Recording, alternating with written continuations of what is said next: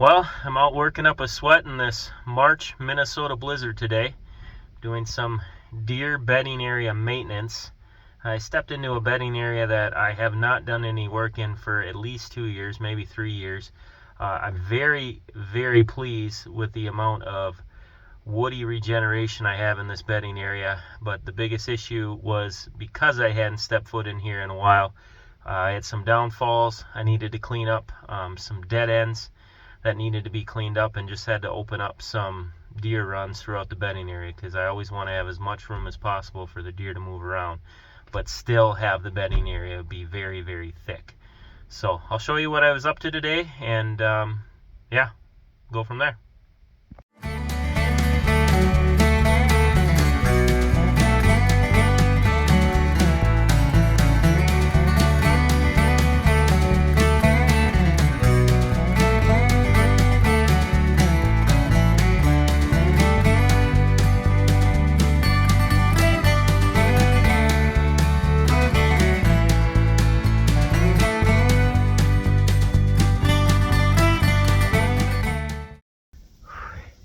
Alright, I'm kneeling in a beautiful spot for a bed right now.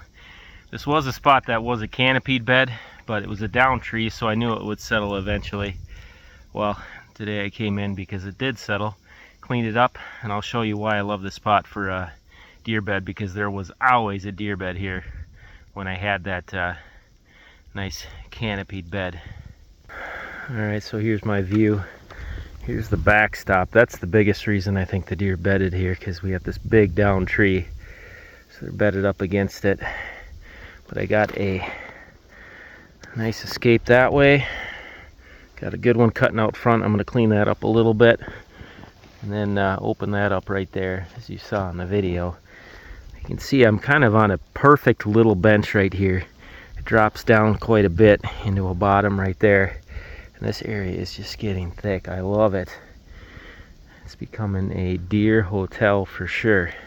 But these are the types of spots I look for. These nice little benches. When this is a ridge, I want flat spots. This is flat.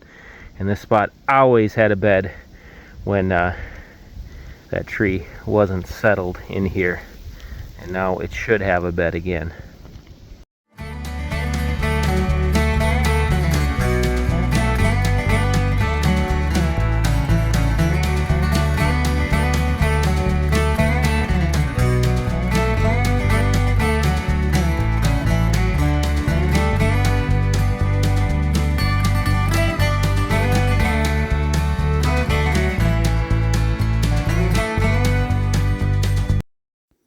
Alright, got the basswood down. You can see I went a little bit too high with my back cut.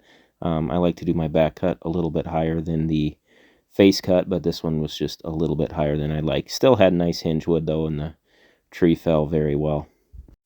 So I dropped this basswood because that red oak right there was competing with this basswood, and I wanted to open up the crown of that red oak a little bit. The other big reason for it was to get the trunk on the ground as bedding structure. You can see that I purposely dropped it right up next to that little spruce that I planted. The reason for that is because I assume that spruce will act as good thermal side cover eventually, probably not for 7 or 8 more years. So in the meantime, I have this nice trunk that the deer can bed up against on this nice flat knoll in this bedding area. Deer love bedding up against big down trees, so whenever I can add them into a bedding area, I do, especially if it's a tree that doesn't have much value standing. Alright, so here's the top of this one. See, we got food plot up here. If you watched my one video where I did the overhead look at the area, this is the ridge bedding cut. I'm going to drop down in it and show off some of the details of it. Wind's kind of right in my face, so hopefully the audio doesn't get messed up too bad. As you can see, I do got a handful of hinge trees. There's a basswood. They hinge pretty well.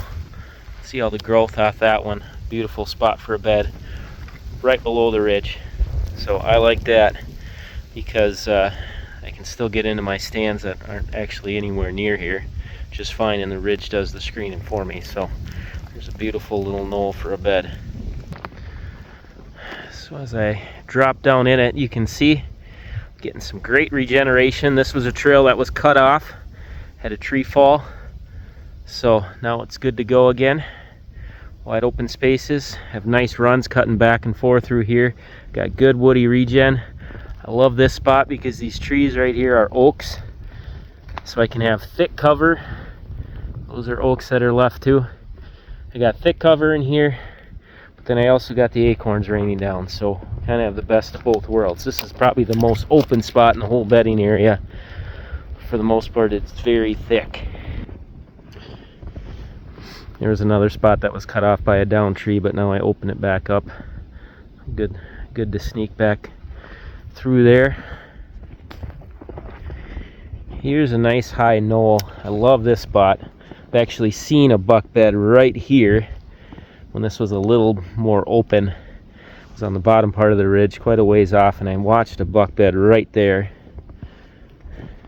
So this is a spot they like, but a big maple fell right here, so I had to clean that back up. Cut that back. If you come over here, this is a spot I've often see beds. It's right there, so I cleaned it up so you can get back out that way. Now some of this detail work is going to have to wait till summer. The snow flying today, I didn't bring in the brush saw, but what I'll do is come back in here this summer and I'll pick my spots, like right there, for sure. One probably up against this tree right in there.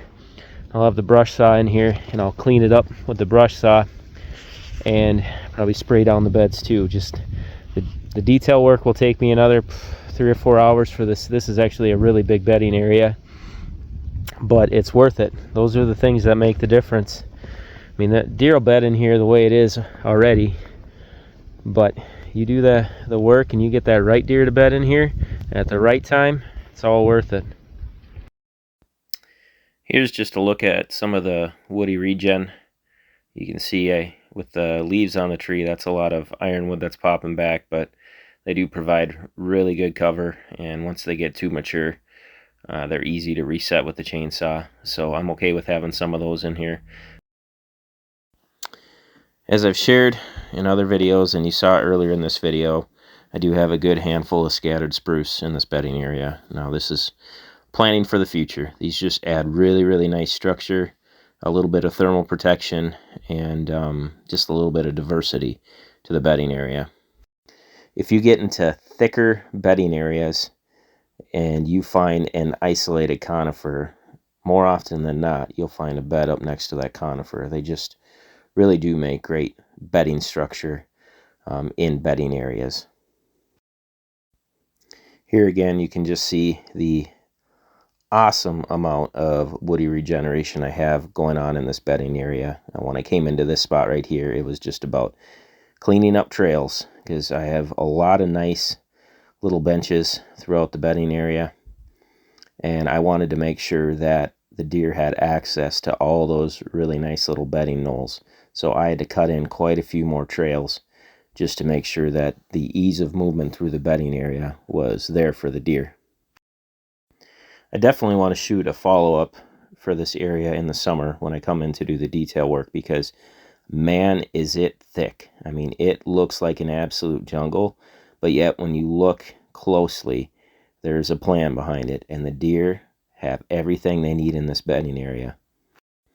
Now, because of all the great woody regeneration I have in here, I have no plans to oversee this bedding area with clover. One, I just have so much regeneration, it would take a long time to clean up spots to get enough sunlight in to get clover down. And two, I have the right type of regeneration in here, so I don't need to add the clover.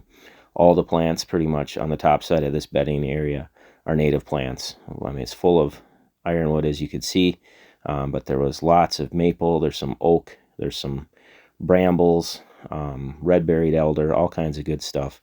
Now on this spot that I'm looking out, this is where some logging was done, and there is a little bit of Canada thistle that came in, where we essentially did a clear cut on the bottom of this ridge in this bedding area. But again, that is not something that I worry about, because at the end of the day, the woody species will eventually outcompete the Canada thistle. Canada thistle does not tolerate shade. So eventually the woody stuff will grow past it. It's going to canopy over, and it's going to kill out the Canada thistle. It just might take some time, and it is an eyesore to see it, but I'm just going to play the waiting game with that, and I know eventually the woody species will win the day. Again, here's another one of those trails, and I have tons of trails weaving through this bedding cut. I got plenty of them that are going up and down the ridge like this. I got plenty of them that are running the ridge. Ease of movement is the name of the game at the end of the day, and I've found the more that I open up these bedding areas, the more the deer are going to use them. Now you can see there's that down basswood that I cut in the video earlier. I got to clean up a little escape right here. Here's an open spot in the middle of the bedding area, and I do like to leave some of these pockets within the bedding areas because, as you can see, it's thick all the way around it. Sometimes we get those warmer days in the fall. Now, these are the spots the deer tend to hone in on those warmer days where they got that good airflow. So I like to leave some of these spots like this where they still feel secure. They don't necessarily have the woody regeneration, but it's literally just feet away for them if they need some browse, and they still feel secure in these locations. So I'm just adding different elements, adding some diversity to the type of cutting that I'm doing in this bedding area. And there's one last look at the awesome regeneration I have going on in this bedding cut. Now, the phone was about to die, so I wasn't able to show it all, but you get the idea. The goal is to have cover right in the deer's face and plenty of native woody browse. All right, phone's at 5%, about to die. So that's all I got for today. You all take care. God bless.